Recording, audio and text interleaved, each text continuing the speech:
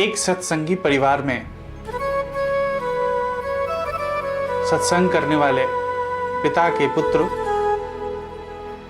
असत्संगी यानी भगवान को ना मानने वाला जन्म लिया। वो किसी भी भगवान को नहीं मानता था और वो बिल्कुल ही नास्तिक था, हर बात का विरोध करने वाला था। उसका पिता काफ़ी परेशान थे कि इसके जीवन में, इसके व्यक्तित्व में, इसके जो दिनचर्या है उसमें बदलाव कैसे होगा, इसकी ज़िंदगी कैसे चलेगी। वो बहुत परेशान रहते थे। एक दिन उनके पास गुरुजी आए और गुरुजी जब उनके घर पे पधारे तो उन्होंने ये सारी समस्याएं अपने गुरु के नज़दीक रख दिया। गुरु ने कहा, आप उनसे मुझे मुलाकात कराएं। तो उन्होंने अपने पुत्र को बुलवाया और मुलाकात करवाया। मुलाकात होने के पश्चात गुरुजी ने उनसे कहा, तुम राम राम बोलो। तो उस बच्चे ने कहा कि मैंने आज तक राम नाम नहीं बोला, क्या अब मैं बोलूँगा? तो उन्होंने कहा, तुम्हें राम नाम बोलना पड़ेगा। उसने कहा, मैं नहीं बोलूँगा। गुरुजी ने कहा, राम राम तुम्हें बोलना ही पड़ेगा। उसने कहा, नहीं बोलूँगा। तुम्हें राम राम बोलना पड़ेगा। तो उसने कहा, राम राम नहीं बोलूँगा। तो उसने कहा, जब बोला ना तुमने, ये बोला ना, अब राम बोला। बोला, एक बार बोल देने से क्या फ़र्क पड़ता है? तो उन्होंने कहा, फ़र्क पड़ता है। तुम आज के बाद राम शब्द का उपयोग करो या ना करो, जब तुम्हारा मृत्यु होगा तो जिस समय हिसाब किताब तेरी होगी यमलोक में, उस समय तुम किसी भी तरह की मांग मत करना। जब तुम्हारा सजा तय होगा तो उस समय सिर्फ इतना कहना कि मुझे फल चाहिए। तो यमराज पूछेंगे आपसे कि आपको किस बात का फल चाहिए, तो आप बोलिएगा कि जीवन में मैंने एक बार राम कहा था, राम का नाम लिया था, उस राम का नाम का मुझे फल चाहिए। चित्रगुप्त ने कहा कि तुमने कब बोला? तुम्हारे पूरे जीवन में कभी भी ये शब्द नहीं आया। बोला, आप मेरा अकाउंट चेक कीजिए, यानी मेरा खाता बही चेक कीजिए, मेरे जीवन के बारे में देखिए कि मैंने राम बोला है और एक बार बोला है। जब उसने दोबारा चित्रगुप्त ने चेक किया तो उसमें आया कि उसने गुस्से में बोला था। तो इस बात से चित्रगुप्त ने यम से कहा कि आप बताएं, एक बार इसने गुस्से में राम बोला है। तो वो सोच में पड़ गए कि इसका फल क्या दिया जाए। वो काफी देर सोचने के बाद उन्होंने निर्णय लिया कि ये परमपिता ब्रह्मा के पास इसको लेकर चलते हैं और वही निर्णय करेंगे। परमपिता ब्रह्मा के पास उस आत्मा को लेकर गए और परमपिता ब्रह्मा से कहा, हे परमपिता, आप मुझे बताएं, ये जीवन में एक बार गुस्से में राम शब्द का उच्चारण किया है, इसका क्या फल होना चाहिए? उन्होंने कहा कि इसके बारे में मुझे कोई नॉलेज नहीं है, मैं आपको इसके बारे में नहीं बता सकता। इसके लिए मैं कैलाश पे चलना चाहता हूँ, क्योंकि आप भी चले हम भी चलते हैं।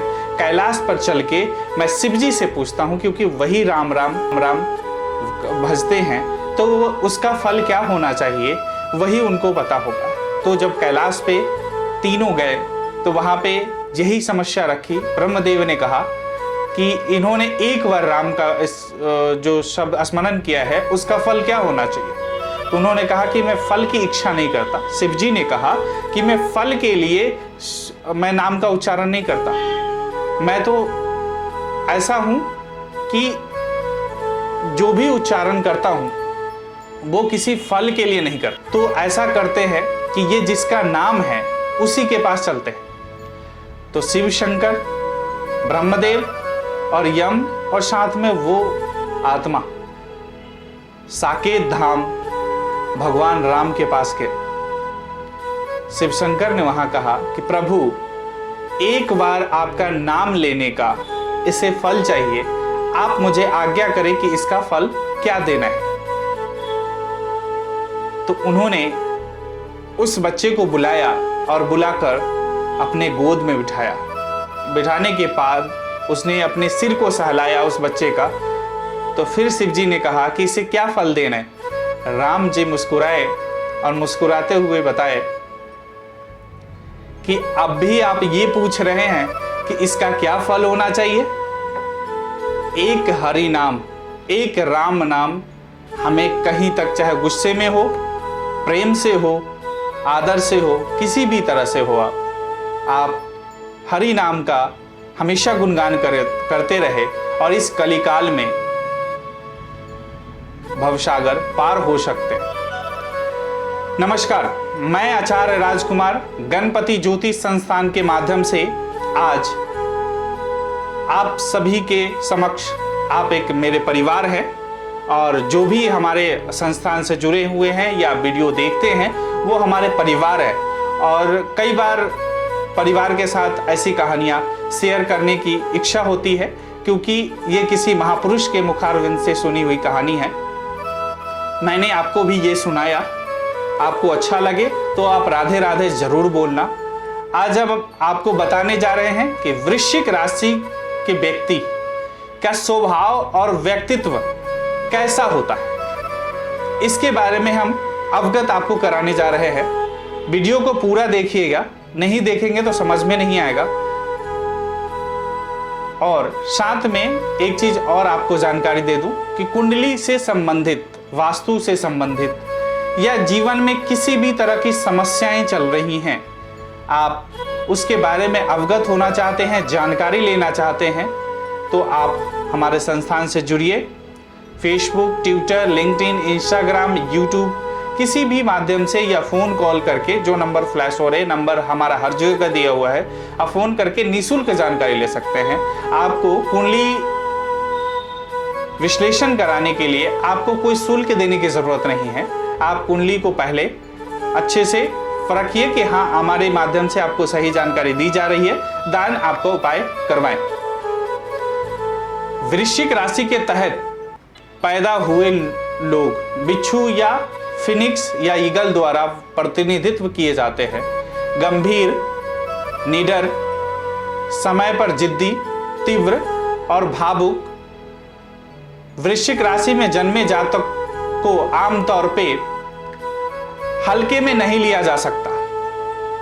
ये अपनी शर्तों के साथ जिंदगी जीते हैं और विश्वास भी करते हैं। अपने भाग्य को अपने नियंत्रण में रखे हैं। ये अपने रहस्यों को अच्छी तरह सुरक्षित रखते हैं। ये भावुक और संवेदनशील होते हैं।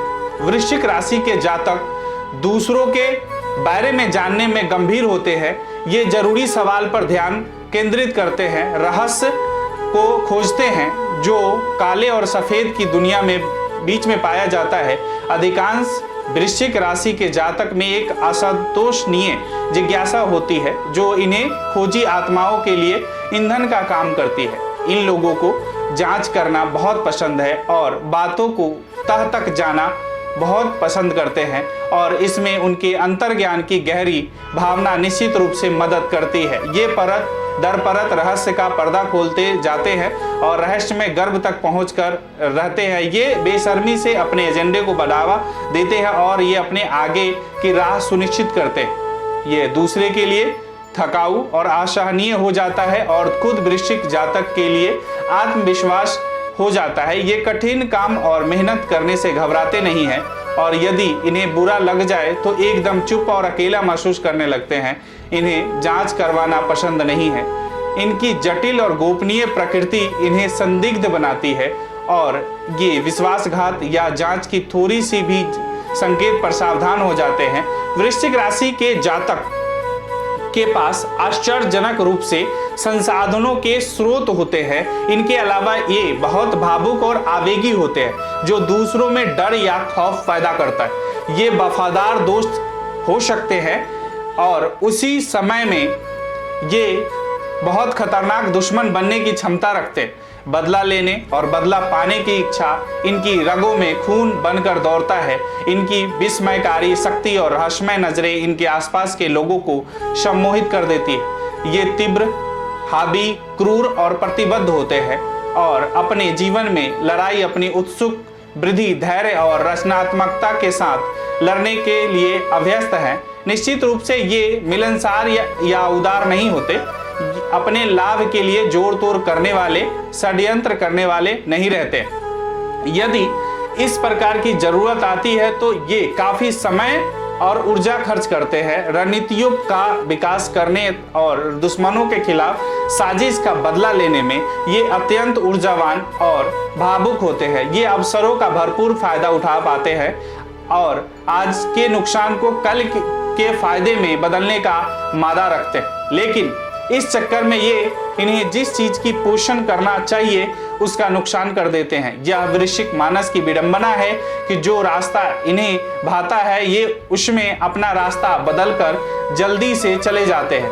इनका गतिशील, आकर्षक और रहस्यमय चेहरा उन्हें कई दिशा में कई खींचता है। प्यार में वृश्चिक राशि के जातक तीव्र और भावुक होते हैं। अत्यंत भूलना मुश्किल है। प्यार के शारीरिक और भावनात्मक पहलू के इतने अभ्यस्त होते हैं कि ये सहज पता लगा लेते हैं कि इनके भागीदार क्या चाहते हैं और अपने चुंबकीय आकर्षण से कईयों आकर्षित करने वाले ये लोग तरक भरक और सच्चे प्यार के बीच फर्क नहीं कर पाते। वृश्चिक राशि के बारे में हमने बताया है और दूसरी वीडियो में दूसरी राशि के बारे में आपको जानकारी देंगे। तब के लिए नमस्कार, राधे राधे। सुरक्षित रहिए, घर में रहिए, जब जरूरत हो तो घर से निकलिए। अपने आप को स्वस्थ रखें और परिवार के साथ रहें। जय श्री राधे।